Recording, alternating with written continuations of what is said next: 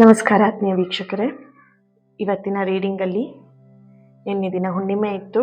ಆ ಹುಣ್ಣಿಮೆ ಕಳೆದ ನಂತರ ನಿಮ್ಮ ಪರ್ಸನ್ ಅವರ ಭಾವನೆಯಲ್ಲಿ, ಅವರ ಫೀಲಿಂಗ್ಸಲ್ಲಿ ಏನೆಲ್ಲ ಬದಲಾವಣೆ ಆಗಿದೆ, ನಿಮ್ಮ ಬಗ್ಗೆ ಅವ್ರು ಏನು ಆಲೋಚನೆ ಮಾಡ್ತಾ ಇದ್ದಾರೆ, ಪ್ರತಿಯೊಂದನ್ನು ಕೂಡ ತಿಳ್ಕೊಳ್ಳೋಣ. ಇದೊಂದು ಜನರಲ್ ರೀಡಿಂಗ್ ಆಗಿರುತ್ತೆ. ನಿಮಗೆ ರೆಸನೇಟ್ ಆದರೆ ಮಾತ್ರ ಈ ಒಂದು ರೀಡಿಂಗ್ನ ವಾಚ್ ಮಾಡಲಿಕ್ಕೆ ಕಂಟಿನ್ಯೂ ಮಾಡಿ, ಅದರ್ವೈಸ್ ನೀವು ಪರ್ಸ್ನಲ್ ರೀಡಿಂಗ್ನ ಬುಕ್ ಮಾಡ್ಕೊಳ್ಬೋದು. ಓಕೆನಾ? ಹಾಗೆಯೇ ಈ ಒಂದು ರೀಡಿಂಗ್ ಎನರ್ಜಿನ ರಿಸೀವ್ ಮಾಡ್ಕೊಳ್ಲಿಕ್ಕೆ ಪ್ರತಿಯೊಬ್ಬರು ಕೂಡ ಹೀಲ್ ಅಂತ ಹೇಳಿಬಿಟ್ಟು ರೆಡ್ ಹಾರ್ಟ್ ಮಾರ್ಕನ್ನು ಹಾಕಿ ಎನರ್ಜಿನ ರಿಸೀವ್ ಮಾಡ್ಕೊಳ್ಳಿ. ಹೀಲ್ ಅಂತ ಹೇಳ್ಬಿಟ್ಟು ರೆಡ್ ಹಾರ್ಟ್ ಮಾರ್ಕ್ ಹಾಕಿ ಪ್ರತಿಯೊಬ್ಬರು ಕೂಡ ಎನರ್ಜಿನ ರಿಸೀವ್ ಮಾಡ್ಕೊಳ್ತೀರಾ. ಓಕೆ, ಎಸ್, ಥ್ಯಾಂಕ್ ಯು ನಿಮ್ಮೆಲ್ಲರ ಪ್ರೀತಿಗೆ, ನಿಮ್ಮೆಲ್ಲರ ಸಪೋರ್ಟಿಗೆ. I am very very grateful and thankful. Really I am very very happy also. ತುಂಬ ಜನ ರಿಕ್ವೆಸ್ಟ್ ಮಾಡ್ತಾ ಇರ್ತೀರಾ ವಾಟ್ಸಪ್ಪಲ್ಲಿ, ಅದು ಎಕ್ಸ್ಪೆಷಲಿ 1 minute.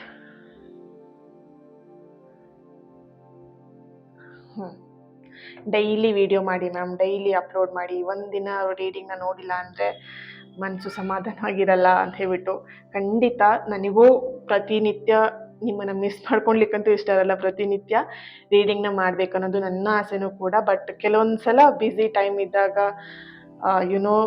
ಎಷ್ಟು ವರ್ಕ್ಸ್ ಇರುತ್ತೆ, ಅಥವಾ ಹೀಲಿಂಗ್ ಅಂತ ಇರಬಹುದು, ಅಥವಾ ನನ್ನ ಒಂದು ಸ್ಪಿರಿಚುವಲ್ ವರ್ಕ್ ಇರ್ಬೋದು, ಪ್ರತಿಯೊಂದು ಕೂಡ ಇರುತ್ತೆ ಅಲ್ವಾ. ಸೊ ಹಾಗಾಗಿ ಸ್ವಲ್ಪ ಹೆಚ್ಚು ಕಡಿಮೆ ಆಗುತ್ತೆ. ಐ ನೋ ನೀವು ಅರ್ಥ ಮಾಡ್ಕೊಳ್ತೀರಾ ಅಂತ ಹೇಳಿ. ಓಕೆ, ಸೊ ಎಸ್, ರೀಡಿಂಗ್ನ ಸ್ಟಾರ್ಟ್ ಮಾಡೋಣ. ರೀಡಿಂಗ್ ಸ್ಟಾರ್ಟ್ ಮಾಡಲಿಕ್ಕೂ ಮುಂಚೆ ಇಲ್ಲಿ ನಿಮ್ಮ ಪರ್ಸನ್ ಯಾರಿದ್ದಾರೆ ಅಲ್ವಾ, ಅವ್ರನ್ನ ಕಣ್ಣು ಮುಚ್ಚಿ ನೆನ್ಪು ಮಾಡ್ಕೊಳ್ಳಿ. ಅವ್ರ ಜೊತೆ ಕಳೆದಂತಹ ಹ್ಯಾಪಿ ಮೂಮೆಂಟ್ಸ್ನ ನೆನ್ಪು ಮಾಡ್ಕೊಳ್ಳಿ. ಖುಷಿ ಕ್ಷಣಗಳನ್ನು ಮಾತ್ರ ನೆನ್ಪು ಮಾಡ್ಕೊಳ್ಳಿ. ಅವ್ರ ಜೊತೆ ನಡೆದಂತಹ ಖುಷಿ ಕ್ಷಣಗಳು ಅದನ್ನು ನೆನ್ಪು ಮಾಡ್ಕೊಳ್ಳಿ. ಈ ಒಂದು ಕ್ಯಾಂಡಲ್ ಫ್ಲೇಮ್ ನೋಡ್ತಾ ಅವ್ರ ಹೆಸರನ್ನ 3 ಬಾರಿಯಾಗಿ ಮನಸ್ಸಲ್ಲೇ ಅವ್ರ ಹೆಸರನ್ನ ಹೇಳ್ಕೊಳ್ಳಿ. ಈ ಹುಣ್ಣಿಮೆ ಕಳೆದ ನಂತರ ಇವತ್ತಿಂದ ಅವರ ಭಾವನೆಗಳಲ್ಲಿ ಏನು ಬದಲಾವಣೆಗಳು ಆಗ್ತಾ ಇದೆ. ಆದಿಪರಾಶಕ್ತಿ ಜಗನ್ಮಾತೆ. ಓಕೆ,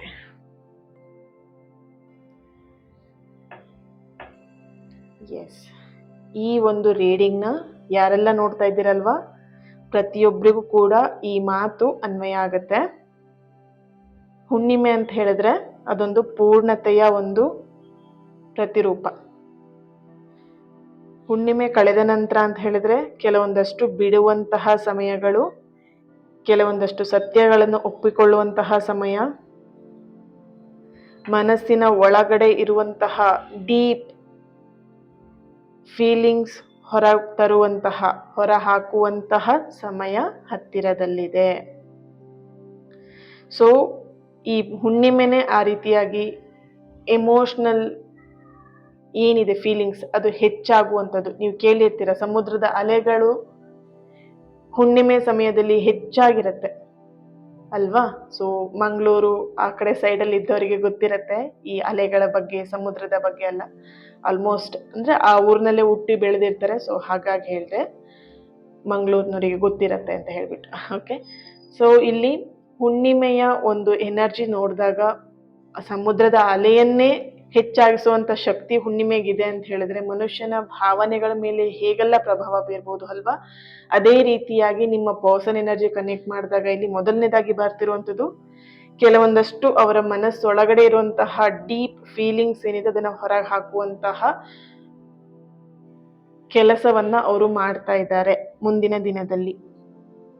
ಓಕೆ, ನಿಮ್ಮ ಪರ್ಸನ್ ಅವರ ಮನಸ್ಸಲ್ಲಿ, ಹೃದಯದಲ್ಲಿ ನಿಮ್ಮ ಬಗ್ಗೆ ಒಂದಷ್ಟು ಬದಲಾವಣೆಗಳು ಶುರು ಆಗ್ತಾ ಇದೆ.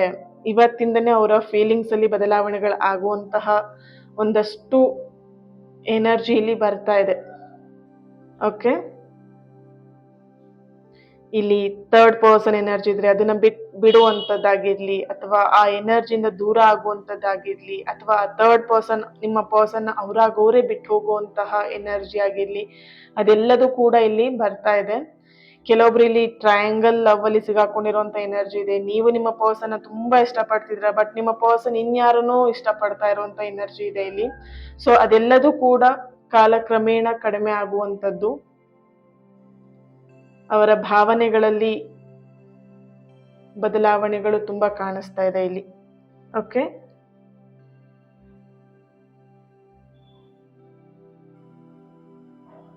ನಿಮ್ಮ ಪರ್ಸನ್ ಎನರ್ಜಿ ಕನೆಕ್ಟ್ ಮಾಡಿದಾಗ ಹುಣ್ಣಿಮೆಯ ಮೊದಲು ಅವ್ರು ನಿಮ್ಮ ಬಗ್ಗೆ ತುಂಬಾ ಆಲೋಚನೆ ಮಾಡ್ತಿದ್ರು, ಆದ್ರೆ ಆ ಆಲೋಚನೆಗಳೆಲ್ಲದರಲ್ಲೂ ಕೂಡ ಕ್ಲಾರಿಟಿ ಇರ್ಲಿಲ್ಲ. ಏನೋ ಒಂದು ಗೊಂದಲ, ಕನ್ಫ್ಯೂಷನ್, ಭಯ, ಏನೋ ಒಂದು ಮನಸ್ಸಲ್ಲಿ ಇಟ್ಕೊಂಡು ಆಲೋಚನೆ ಮಾಡ್ಕೊಂತ ನಿಮ್ಮ ಬಗ್ಗೆ ಅವರಿಲ್ಲಿ ಯೋಚನೆ ಮಾಡ್ತಿದ್ರು. Wow, nice. ಸಿ, ಇಲ್ಲೊಂದು ಪಿ ಲೆಟರ್ ಚಾನಲೈಸ್ ಮೆಸೇಜ್ ಬರ್ತಾ ಇರುವಂತದ್ದು. ಪಿ, ಸಮಥಿಂಗ್ ಪುಷ್ ಮಾಡ್ತಿರುವಂತಹ ಎನರ್ಜಿ, ನಿಮ್ಮ ಪರ್ಸನ್ ನಿಮ್ಮ ಸೈಡಿಗೆ ಬರುವ ಹಾಗೆ ಪುಷ್ ಮಾಡ್ತಿರುವಂತಹ ಒಂದು ಪಾಸಿಟಿವ್ ಎನರ್ಜಿ ಇಲ್ಲಿ ಕಾಣಿಸ್ತಾ ಇದೆ. ನೋಡ್ಬೋದು, ಒಂದು ಹಾರ್ಟ್ ಕ್ರಿಯೇಟ್ ಆಗ್ತಾ ಇದೆ ಇಲ್ಲಿ. ಸಮಥಿಂಗ್ ಬೇಕು ಬೇಡ ಅನ್ನೋ ತರ ಎನರ್ಜಿ ಬರ್ತಿದೆ. ಹಾರ್ಟ್ ಕ್ರಿಯೇಟ್ ಆಗ್ಬೇಕು, ಪ್ರೀತಿನೂ ಇದೆ, ಈ ಕಡೆ ಅದನ್ನ ಹೇಳ್ಕೊಳ್ಲಿಕ್ಕೆ ಆಗ್ತಾ ಇಲ್ಲ. ಓಕೆ,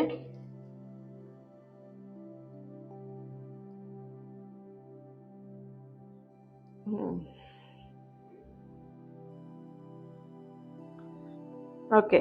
ನಿಮ್ಮ ಬಗ್ಗೆ ಏನು ಅವ್ರು ಯೋಚನೆ ಮಾಡ್ತಿದ್ರು ಅದ್ರಲ್ಲಿ ಏನ್ ಕ್ಲಾರಿಟಿ ಇರ್ಲಿಲ್ಲ, ಬಟ್ ಅದ್ರಲ್ಲಿ ಇವಾಗ ಮುಂದಿನ ದಿನದಲ್ಲಿ ಆ ಕ್ಲಾರಿಟಿ ಅನ್ನುವಂಥದ್ದು ಬರ್ತಾ ಇದೆ. ಸೊ ಅವರಲ್ಲಿ ಒಂದಷ್ಟು ಪ್ರಶ್ನೆಗಳು ಮೂಡ್ತಾ ಇರುವಂತದ್ದು. ಈ ವ್ಯಕ್ತಿ, ಇವನು ಅಥವಾ ಇವಳು ನನ್ನ ಜೀವನಕ್ಕೆ ಯಾಕಿಷ್ಟು ಇಂಪಾರ್ಟೆಂಟ್ ಆಗಿದ್ದಾರೆ? ವಾವ್, ಸಿ, ಈಗ ಒಂದು ಕ್ಲಿಯರ್ ಆಗಿ ಒಂದು ಹಾರ್ಟ್ ಬಂದಿರುವಂತದ್ದು. ಅವ್ರ ಮನಸ್ಸಲ್ಲಿ ನಡೀತಾ ಇದೆ ಪ್ರಶ್ನೆಗಳು. ಓಕೆ,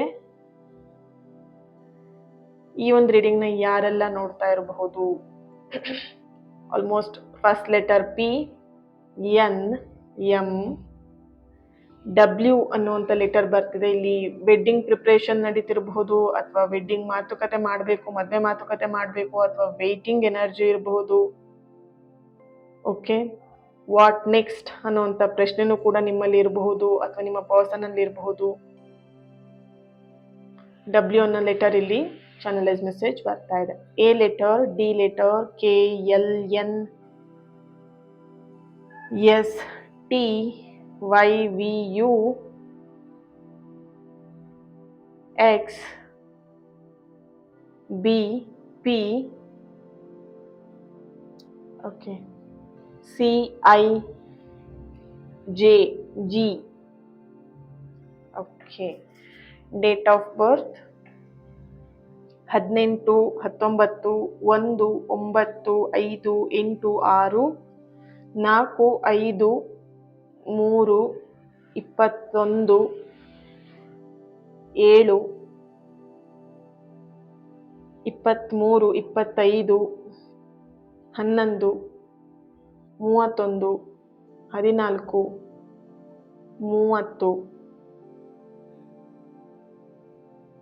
19, 20. ಓಕೆ, ರಾಶಿಗಳು ಮಕರ, ವೃಷಭ, ಧನಸ್ಸು, ಮೇಷ, ಮೀನ, ಕರ್ಕಾಟಕ, ವೃಶ್ಚಿಕ, ತುಲ, ಕನ್ಯಾ. ಈ ರಾಶಿಗಳ ಪ್ರೆಸೆನ್ಸ್ ಇದೆ ಇಲ್ಲಿ. ಓಕೆ, ಚೆಕ್ ಮಾಡೋಣ ಟ್ಯಾರೋ ಇಂದ ಏನ್ ಬರುತ್ತೆ ಅಂತ.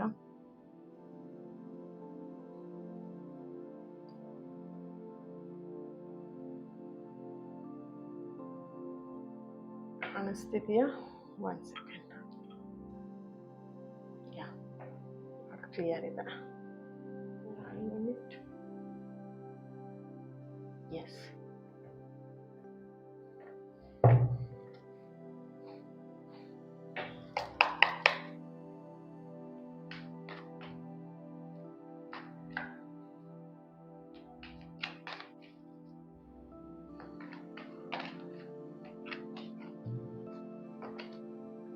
the world. Okay, 5 of Pentacle, Judgment card, Knight of Wands, 4 of Cups,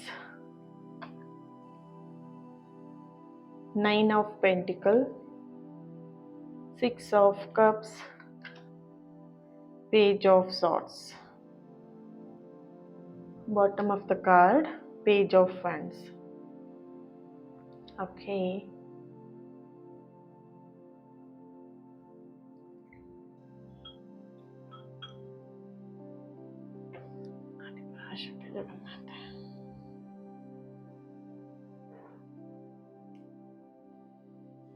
so first of all ನಿಮ್ಮ ಪರ್ಸನ್ ಎನರ್ಜಿ ಕನೆಕ್ಟ್ ಮಾಡಿದಾಗ ಕಂಪ್ಲೀಟ್ ಆಗಿ ಅವರು ಹೀಲ್ ಆಗ್ತಾ ಇರುವಂತಹ ಒಂದು ಎನರ್ಜಿ ಇಲ್ಲಿ ಬರ್ತಾ ಇದೆ. ಆಲ್ಮೋಸ್ಟ್ ಹೀಲಿಂಗ್ ಆ ಒಂದು ಪರಿಸ್ಥಿತಿ ಏನಿತ್ತು ಅದು ಕಂಪ್ಲೀಟ್ ಮಾಡಿದ್ದಾರೆ ನಿಮ್ಮ ಪರ್ಸನ್ ಅನ್ನುವಂಥ ಒಂದು ಎನರ್ಜಿ ಇಲ್ಲಿ ಬರ್ತಾ ಇದೆ. ಕಂಪ್ಲೀಟ್ ಆಗಿ ಅವರು ಹೀಲಿಂಗ್ ಆಗಿದ್ದಾರೆ, ಸಂಪೂರ್ಣವಾಗಿ ಹೀಲ್ ಆಗಿದ್ದಾರೆ. ಕೆಲವೊಂದಷ್ಟು ಪೇನ್ಗಳಿಂದ ಅಥವಾ ಎಕ್ಸ್ ಪರ್ಸನ್ ಇಂದ ಆಗಿರ್ಬೋದು, ಅಥವಾ ನಿಮ್ಮ ಪ್ರೀತಿಯಲ್ಲೇ ಒಂದಷ್ಟು ಏನಾದ್ರು ಗಲಾಟೆಗಳಾಗಿದ್ದು ಅಥವಾ ಮನಸ್ತಾಪಗಳಾಗಿದ್ದು, ಮಿಸ್ಅಂಡರ್ಸ್ಟ್ಯಾಂಡಿಂಗ್ ಆಗಿದ್ರು, ಅದೆಲ್ಲದ್ರಿಂದನೂ ನಿಮ್ಮ ಪರ್ಸನ್ ಹೀಲ್ ಆಗಿದ್ದಾರೆ. ಇವಾಗ ಅವರಿಗೆ ಕಂಪ್ಲೀಟ್ ಆಗಿ ಪ್ರೀತಿ ಅಥವಾ ನಿಮ್ಮ ಬಗ್ಗೆ ಅರ್ಥ ಆಗಿದೆ, ನಿಮ್ಮ ಪ್ರೀತಿ ಬಗ್ಗೆ ಅರ್ಥ ಆಗಿದೆ, ನಿಮ್ಮ ಕೇರ್ ಬಗ್ಗೆ ಅವರಿಗೆ ಅರ್ಥ ಆಗಿದೆ ಅನ್ನುವಂಥ ಒಂದು ಎನರ್ಜಿ ಇಲ್ಲಿ ಬರ್ತಾ ಇದೆ. ಓಕೆ,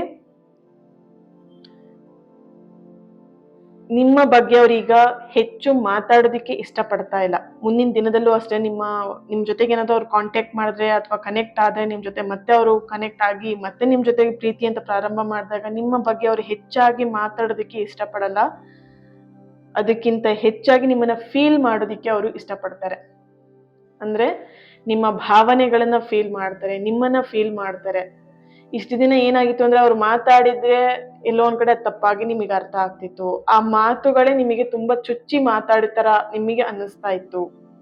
ಅವ್ರು ಮಾತಾಡಿದ್ರೆ ಸಾಕು, ಏನಪ್ಪಾ ಈ ವ್ಯಕ್ತಿ ಇಷ್ಟು ಟಾಂಟ್ ಕೊಟ್ಟು ಮಾತಾಡ್ತಾರ, ಅಥವಾ ಈ ವ್ಯಕ್ತಿ ಯಾಕೆ ಈ ತರ ನನಗೆ ಮಾತಲ್ಲೇ ಚುಚ್ಚುತ್ತಾರೆ, ಈ ವ್ಯಕ್ತಿ ಯಾಕೆ ಮಾತಲ್ಲೇ ನನ್ನ ಇಷ್ಟು ಹಿಂಸೆ ಮಾಡ್ತಾರೆ, ಟಾರ್ಚರ್ ಮಾಡ್ತಾರೆ, ಈ ರೀತಿಯಾದಂತ ಫೀಲಿಂಗ್ಸ್ ನಿಮಗೆ ಆಗ್ತಿತ್ತು ಕೆಲವೊಬ್ಬರಿಗೆ. ಇಲ್ಲಿ ನಿಮ್ಮ ವ್ಯಕ್ತಿಯ ಮಾತುಗಳು ನಿಮಗೆ ಇಷ್ಟ ಆಗ್ತಾ ಇರ್ಲಿಲ್ಲ. ಯಾಕೆ ಈ ತರ ಮಾತಾಡ್ತಾರೆ ಈ ವ್ಯಕ್ತಿ, ಯಾಕೆ ನನ್ನನ್ನ ಅರ್ಥ ಮಾಡ್ಕೊಳ್ತಿಲ್ಲ, ಈ ರೀತಿಯಾದಂತ ಒಂದಷ್ಟು ಭಾವನೆಗಳು ನಿಮ್ಮಲ್ಲಿತ್ತು. ಸೊ ಹಾಗಾಗಿ ನಿಮ್ಮ ಪರ್ಸನ್ ಅರ್ಥ ಮಾಡ್ಕೊಂಡಿದ್ದಾರೆ, ನನ್ನ ಮಾತು ಅವನಿಗೆ ಅಥವಾ ಅವಳಿಗೆ ಹರ್ಟ್ ಆಗ್ತಾ ಇದೆ, ಬೇಜಾರಾಗ್ತಿದೆ. ಸೊ ಹಾಗಾಗಿ ನನ್ನ ಮಾತಿನ ರೀತಿಯನ್ನ ಬದಲಾಯಿಸ್ಕೊಳ್ಬೇಕು ಅಥವಾ ಮಾತನ್ನ ಕಡಿಮೆ ಮಾಡ್ಬೇಕು, ಆ ರೀತಿಯಾಗಿ ನಿಮ್ಮ ಪರ್ಸನ್ ಫೀಲ್ ಮಾಡ್ತಾ ಇದ್ದಾರೆ.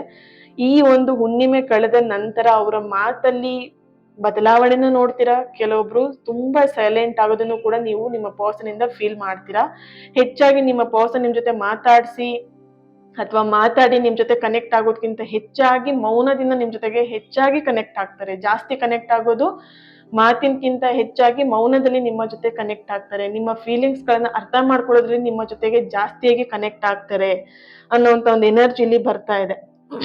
ಓಕೆ, ಸೊ ಇಲ್ಲಿ ಫಸ್ಟ್ ಆಫ್ ಆಲ್ ನೋಡಿದಾಗ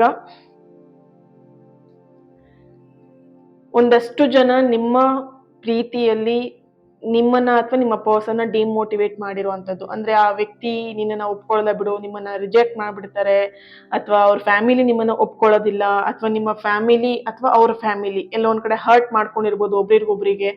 ಆ ರೀತಿಯಂತ ಎನರ್ಜಿ ಕೂಡ ಬರ್ತಿದೆ. ಒಂದಷ್ಟು ಜನ ನಿಮ್ಮನ್ನ ಡಿಮೋಟಿವೇಟ್ ಮಾಡಿ ಅಥವಾ ನಿಮ್ಮ ಪರ್ಸನ್ ಡಿಮೋಟಿವೇಟ್ ಮಾಡಿರುವಂತ ಎನರ್ಜಿ ಇದೆ. ಎಲ್ಲೋ ಒಂದ್ ಕಡೆ ಹೊರಗಿನ ವ್ಯಕ್ತಿಗಳಿಗೋಸ್ಕರ ನೀವಿಬ್ರು ಸಪ್ರೇಷನ್ ಆಗಿದ್ರಿ.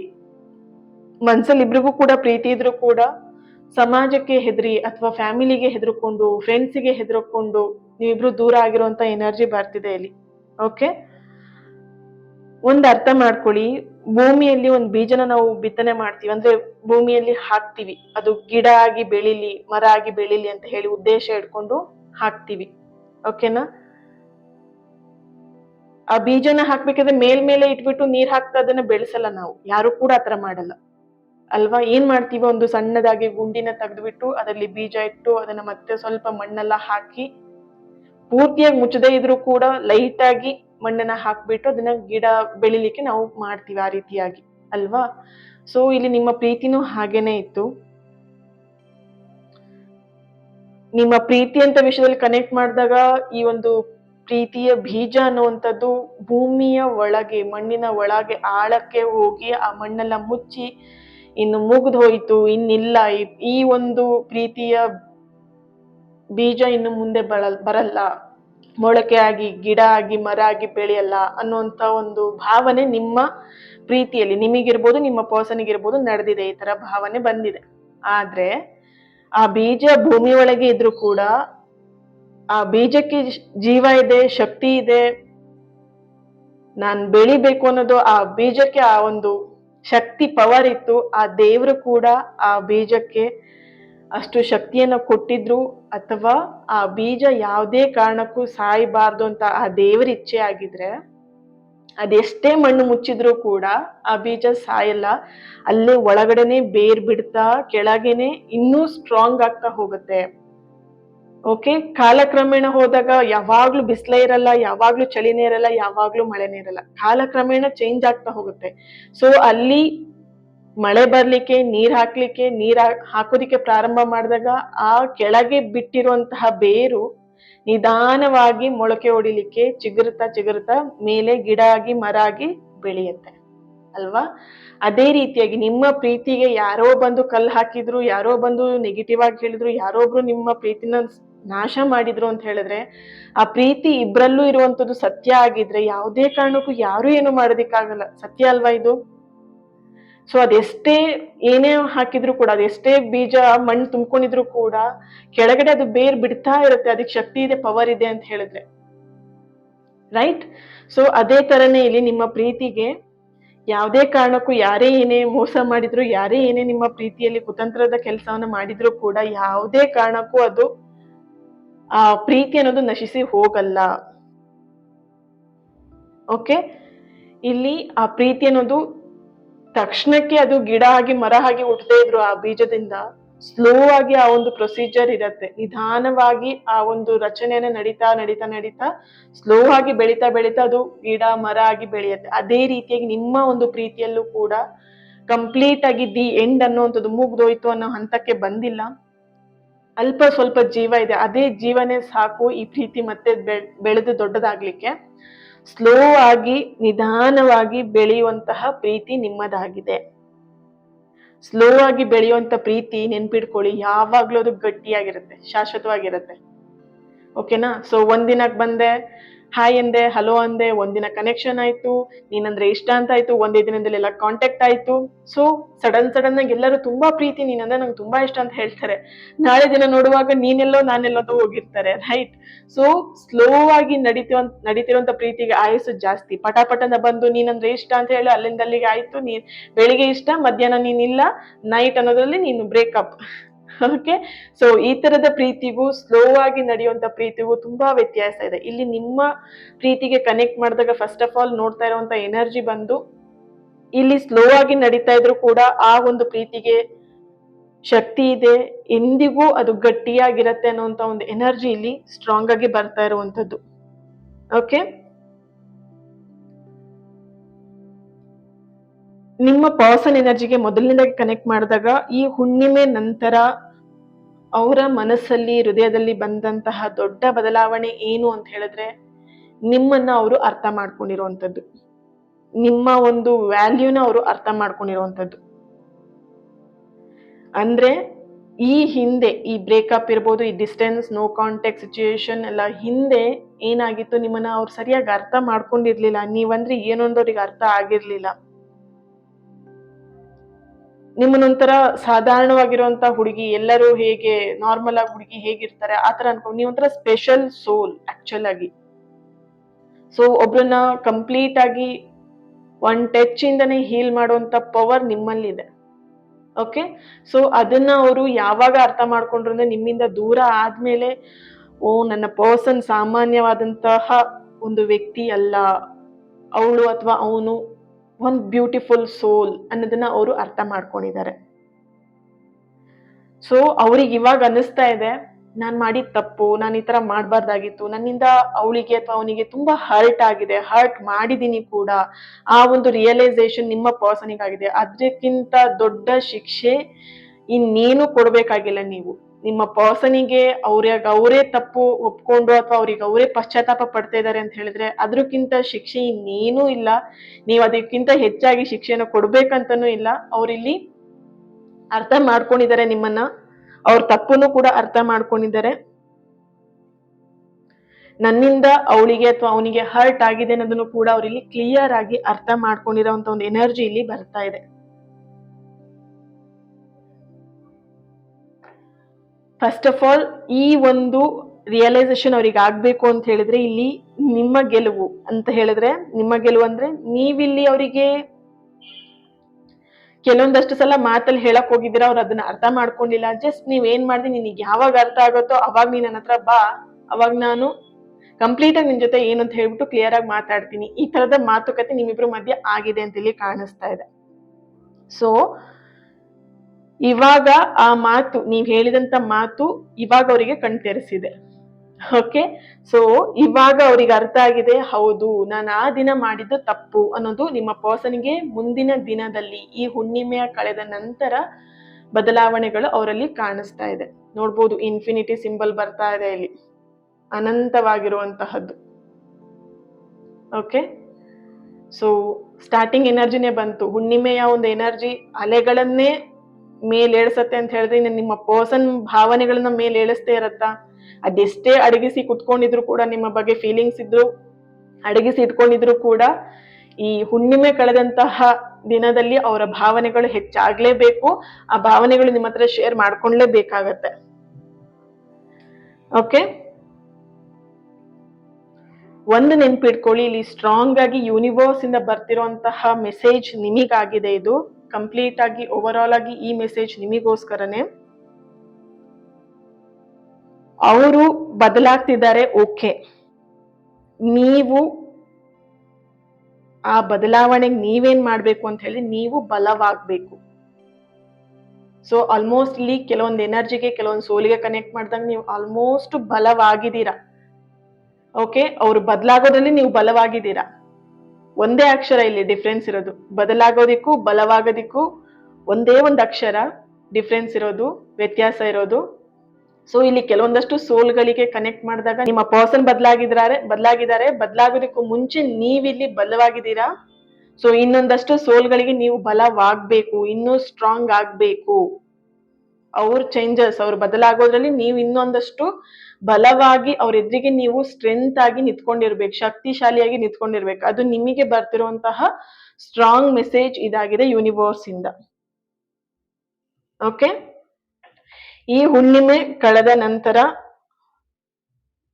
ಓವರ್ ಆಲ್ ಈ ರೀಡಿಂಗ್ ಅಲ್ಲಿ ಬರ್ತಿರುವಂತ ಎನರ್ಜಿ ಏನ್ ಬದಲಾವಣೆ ಆಗ್ತಿದೆ ಅಂತ ಹೇಳಿದ್ರೆ, ಗೊಂದಲಗಳು ಒಂದಷ್ಟು ಕಡಿಮೆ ಆಗ್ತಾ ಇದೆ, ಮೌನದ ಪ್ರೀತಿ ಹೆಚ್ಚಾಗ್ತಾ ಇದೆ, ನಿಮ್ಮ ವ್ಯಾಲ್ಯೂ ಅಥವಾ ನಿಮ್ಮ ಪ್ರೀತಿ, ನಿಮ್ಮ ಕೇರ್ ನೀವೇನೊಂದು ಅವರಿಗೆ ಅರ್ಥ ಆಗ್ತಾ ಇದೆ.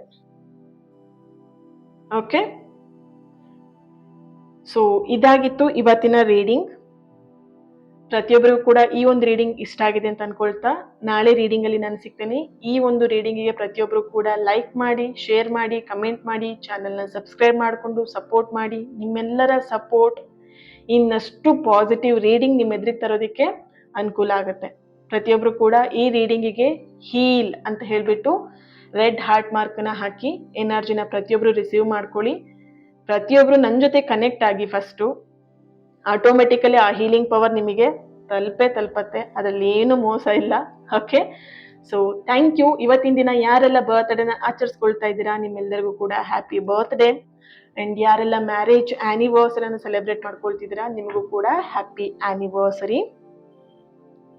ನಿಮ್ಮೆಲ್ಲರ ಪ್ರೀತಿಗೆ, ನಿಮ್ಮೆಲ್ಲರ ಸಪೋರ್ಟಿಗೆ I am very very thankful and grateful. Lots of love. Thank you so much family. ನಾಳೆ ರೀಡಿಂಗ್ ಅಲ್ಲಿ ನಾನು ಸಿಗ್ತೀನಿ. ಅಲ್ಲಿವರೆಗೆ take care and God bless you all.